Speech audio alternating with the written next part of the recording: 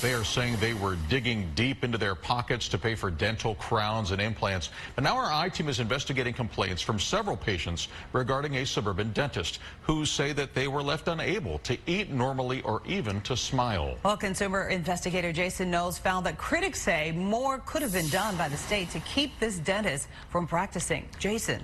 That is the criticism. The dentist faces 6 criminal charges for operating without a license, but some patients wonder if more could have been done sooner.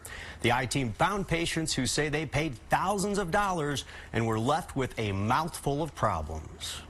Crazy glue, fix a dent, that's been my life for 3.5 years. They were supposed to be temporary teeth, but Jim Wadda says they've turned into a permanent discomfort. I probably glued them over 300 times. 300 times. 300 times. I carry this around with me. If you don't mind me showing you. No, let's see it. This is what I carry around with me.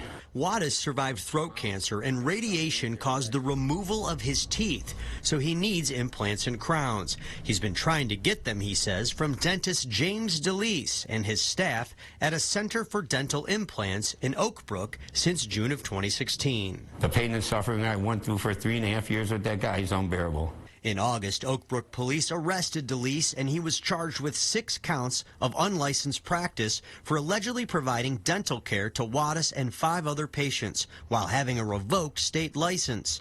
That Oak Brook office is now closed. The I-team found that DeLeese's dental license and controlled substance license were revoked by the state in July of 2018, more than a year before the arrest. He continued to practice?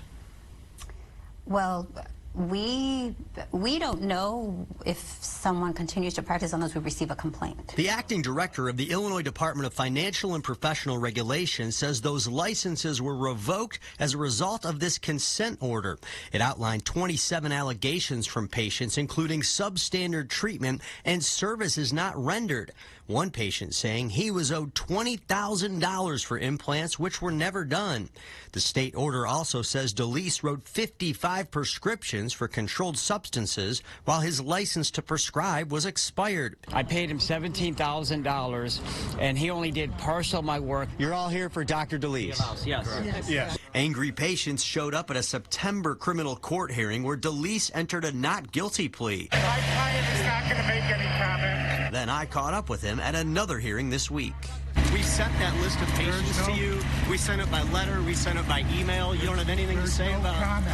I was devastated. Michael Gutt says he's been a patient of DeLeese for 10 years and says he's dished out north of 30 grand. He put implants in. They'd break in 2 or 3 months. He'd dig them out. He'd put new ones in. It's been horrible. I don't go out anymore. In Westchester, Ralph Amadeo says he paid $24,000 in full for implants and still needs work to be finished. These are actually temporary plates. I couldn't understand how he was continuing to practice. One attorney who has represented several unhappy patients since 2009 and provided us with several settlements now has questions for IDFPR. Many of my clients reported Dr. DeLeese to the Illinois Department of Professional Regulation. What would you say to criticism that maybe something wasn't done soon enough?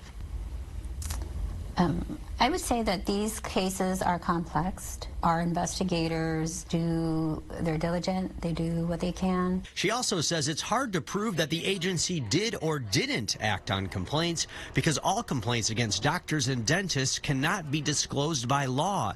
Only actions taken by IDFPR are made public, which for DeLeese included probation and a past suspension. All we know is that there have been actions against this dentist for more than 15 years, but we don't know when the first complaint was filed by a consumer. Correct. And we won't know? You cannot know per the statute. Basically, I got nothing. Nothing but grief, heartache, aggravation, anxiety, the whole deal. If you feel complaints about medical professionals should be made public, you can call your lawmakers. Before you choose a dentist or any medical professional, you can research their history of discipline by going to IDFPR's website. You can also check out the Better Business Bureau and see if there are complaints. This is a major procedure. You have to do your homework. Statewide, you can see if they've been disciplined, but you can't see the complaints against them. That's correct. You cannot see the initial complaint. It's so important for everybody you talk to. It's just, wow. All right, eye-opening.